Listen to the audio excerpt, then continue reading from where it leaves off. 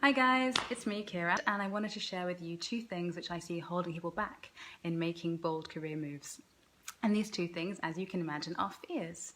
And one of the biggest fears is fear of failure. It's the dress rehearsal we do in our mind. What if I try out this idea I have for a business? What if I put my music or my art out there and it doesn't get the reception I want? What if I don't know how to make money out of this?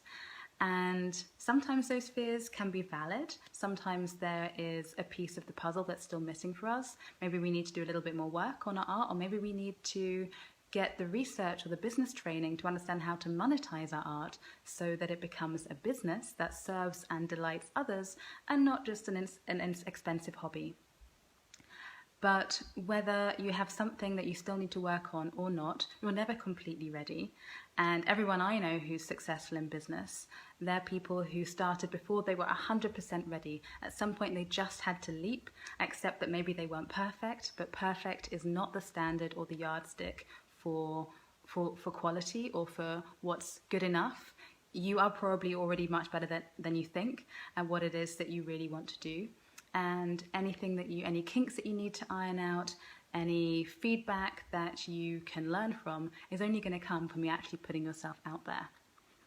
And that leads me neatly into my second point, the second fear that I see coming up for people. And that's the fear of what will others think of me.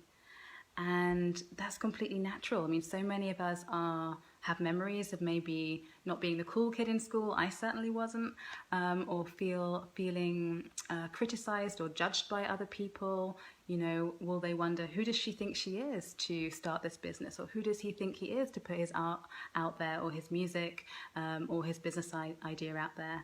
And that really holds us back, because we can't actually control what other people think about us. And the thing that you're fearing most that other people are going to say or criticize you for, to be honest, they're probably already thinking it about you anyway. So you really have to decide, you know, what's most important to me? Is it to stay safe and protected under my little shell so no one can criticize me? Or is it to say, people are going to think what they're going to think, but I'm living my life for me and not for the crowd. Therefore, I am going to do whatever it takes, for as long as it takes, to have the career and the business and the life that I really want. And it took me a while to get there myself, but when I did, it was so freeing, because I'd spent so much of my time or my life wondering what other people thought about me. It's just not a good way to be spending my time or my mental energy. And it's so freeing. It's so freeing when you just get to be yourself and let other people be themselves and have the reaction to you that they're going to have.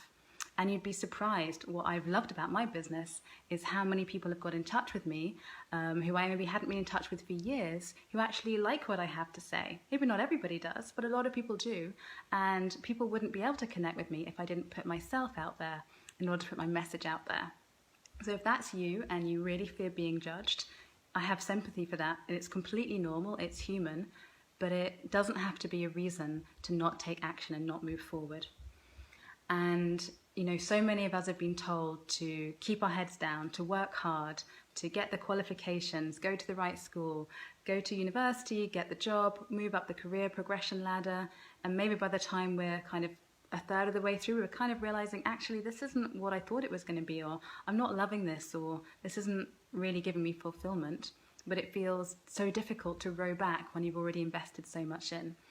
And that's why it really takes an act of radical courage to say, I'm opting out of mediocrity now, and I choose to be happy in this lifetime. I don't know if there's a heaven, or I don't know if we're going to come onto the world again in different forms. So assuming this is the only life I've got, I'm going to treat it. I'm going to treat it with the respect it deserves and be me 100% in this lifetime. And that kind of rebellious energy is what's necessary to really break the mold and to create a career that you love. Because often no one else is going to give you that job. You have to create that job description, or maybe even create that business yourself.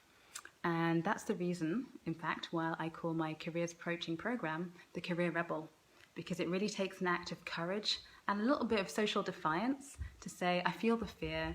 I know that this isn't what everyone else is doing right now or at my age, but I'm going to do it anyway.